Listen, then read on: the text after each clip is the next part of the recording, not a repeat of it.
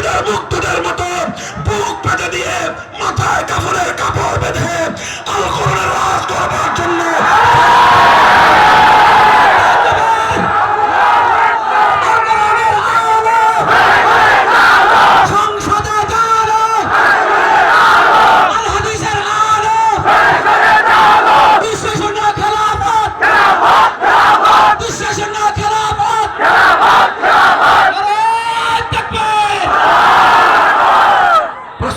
ইনশাআল্লাহ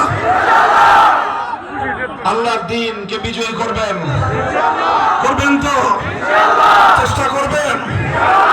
ইসলাম বিরোধী রাজনীতি করবেন না, ধর্মনিরপেক্ষতার রাজনীতি করবেন না, জীবনের সকল ক্ষেত্রে আল্লাহর দ্বীন ইসলামকে মেনে চলার চেষ্টা করবেন। এটা শুধু মুখের কথার কথা না, শপথ। বলেন শপথ কি শপথ না? বলেন অঙ্গীকার। এই শপথ কার সাথে? হাত তুলেন। কার সাথে শপথ? আল্লাহ কবুল করেন। হাত নামান।